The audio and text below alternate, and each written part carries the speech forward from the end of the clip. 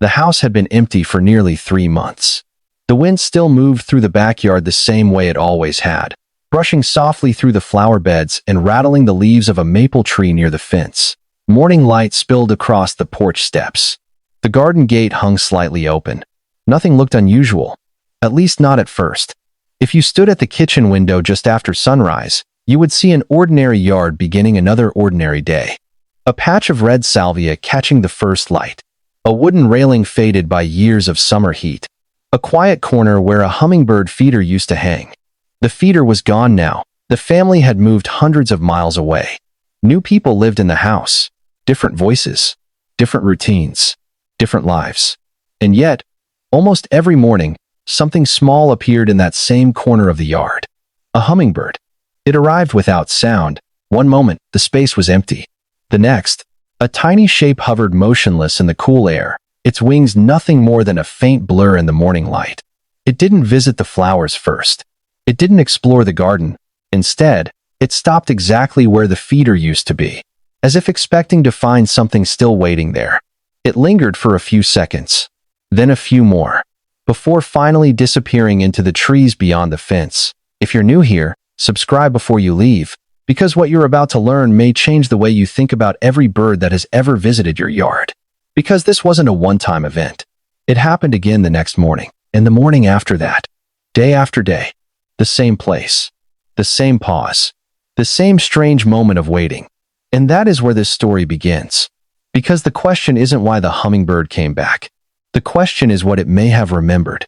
You have probably experienced something like this before, even if you did not think much about it at the time. A familiar coffee shop you stopped visiting years ago. A quiet road you used to drive every morning.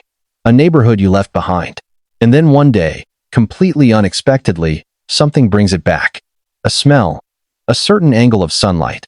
The sound of wind moving through trees. Suddenly, a place you have not seen in years feels strangely close again.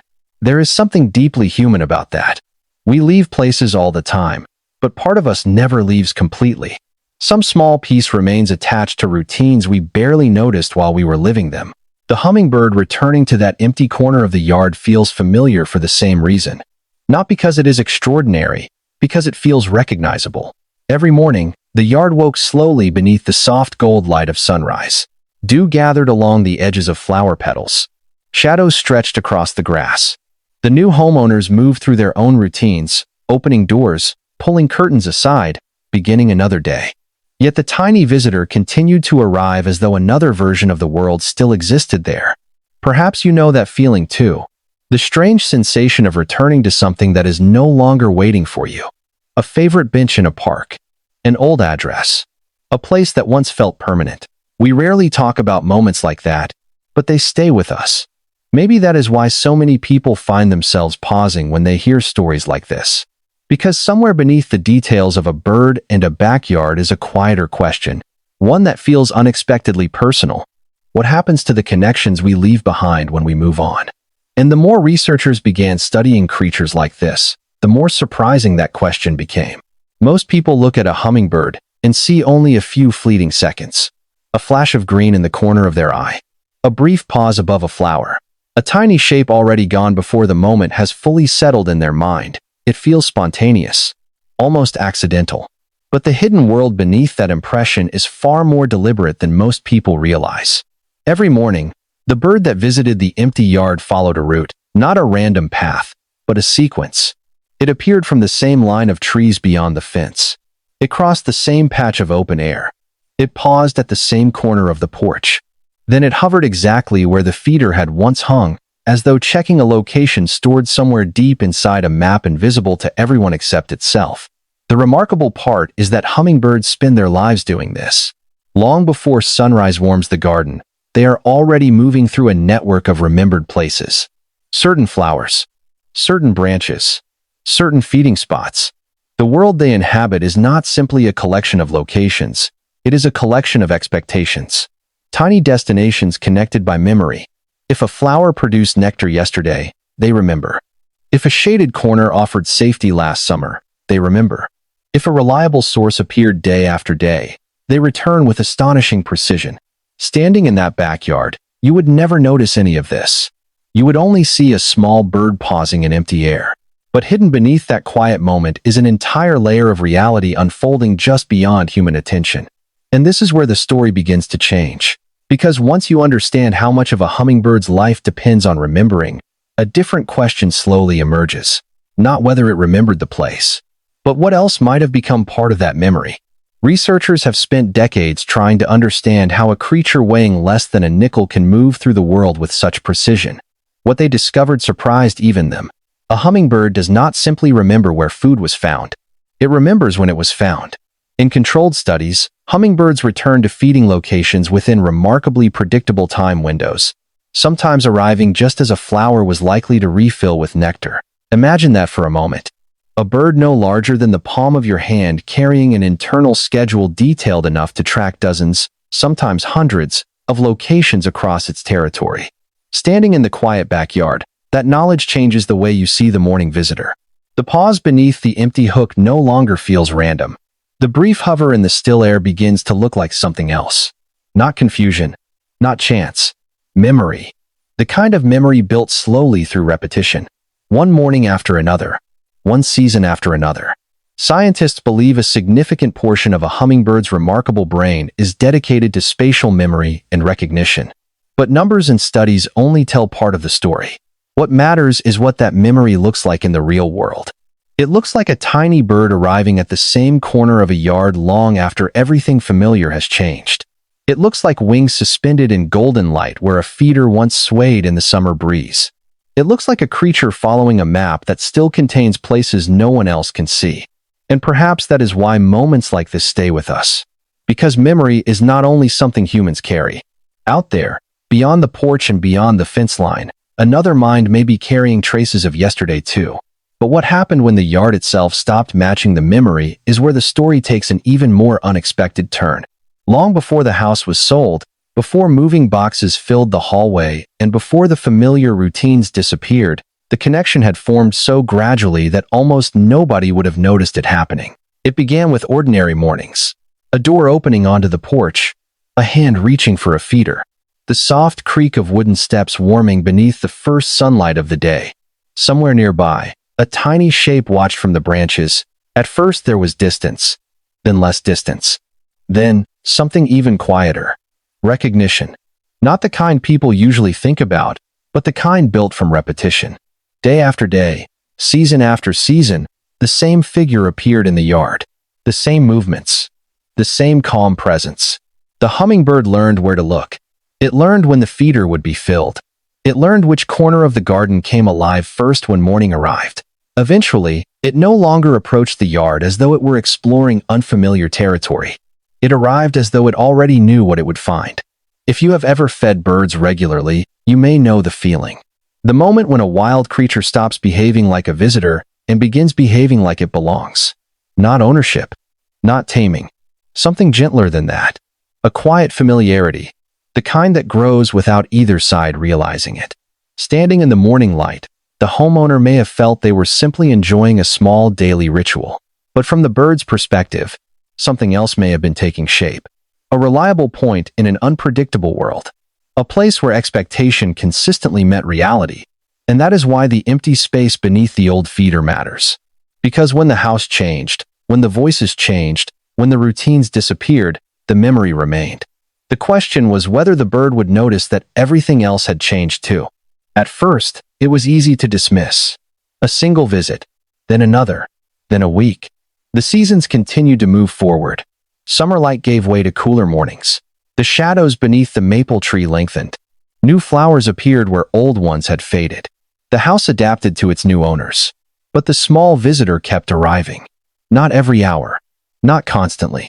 Just often enough to create a pattern that was difficult to ignore. Each time, it crossed the yard with the same quiet certainty. Each time, it slowed near the same empty space. What made the moment feel unusual was not what the bird did. It was what it did not do. It did not immediately redirect toward another food source. It did not behave as though the missing feeder had simply been replaced by something else in its mental map. Instead, there was often a pause. A brief suspension in the air. A few seconds that seemed to stretch longer than they should. as though the bird was comparing the world in front of it with a version of the world it still carried inside. The longer you sit with that image, the stranger it becomes.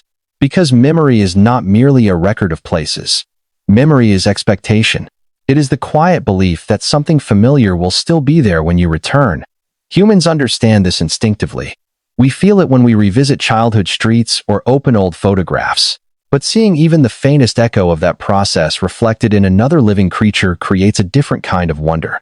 It blurs a line we often assume is much wider than it really is. And this is where researchers began asking questions that reached far beyond feeders and flower gardens. Because if a hummingbird can hold on to a remembered place for this long, what exactly is it carrying with it when it returns? The deeper researchers looked into animal memory, the more they encountered a curious limitation. They could measure behavior. They could track movement. They could document patterns. But there were certain questions science could only approach from a distance. What exactly does a remembered place feel like to the creature remembering it? That is much harder to answer. Standing in the quiet backyard, watching a hummingbird pause beneath an empty hook, it is tempting to reduce the moment to data, coordinates, habits, neural pathways. Yet something about the scene resists becoming only that. Many people believe there are connections in the natural world that operate just beyond the edge of easy explanation. Not supernatural in a dramatic sense, simply deeper than we often allow ourselves to notice. A place becomes meaningful because of what happened there repeatedly. A trail feels familiar because of the footsteps that crossed it. A garden feels alive because of the lives that quietly intersected within it. Perhaps memory works the same way. Not as isolated facts, but as relationships woven into places over time. The homeowner who once filled the feeder likely never imagined they were becoming part of another creature's daily world.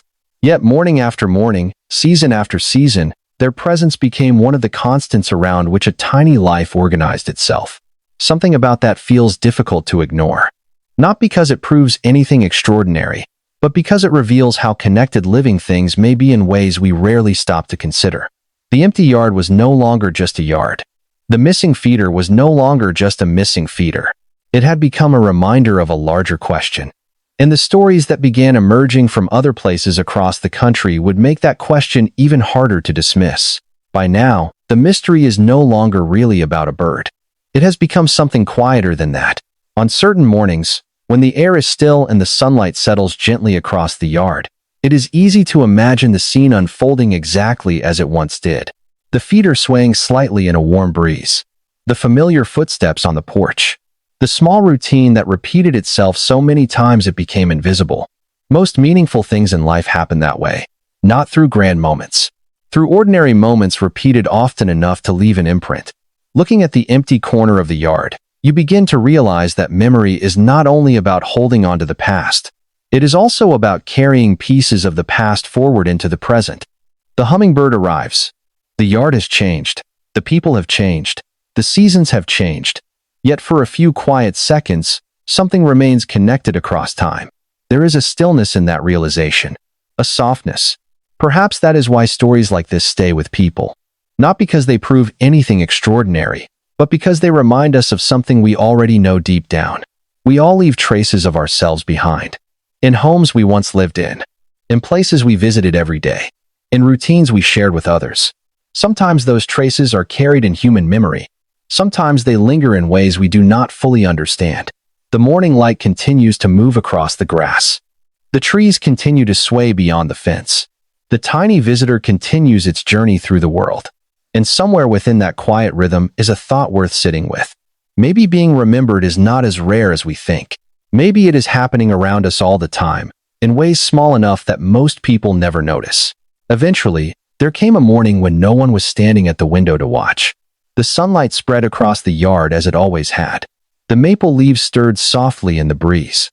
The empty corner near the porch remained unchanged. And somewhere in the distance, a hummingbird continued moving through its invisible network of remembered places. Perhaps it still passed through that yard from time to time. Perhaps it eventually adjusted its map and carried on toward new flowers, new gardens, new sources of nectar. That is what life does. It moves forward. But there is something quietly beautiful about the possibility that, for a while at least, a small creature carried the memory of a place long after the people connected to it were gone. Not because the place was extraordinary, because it mattered.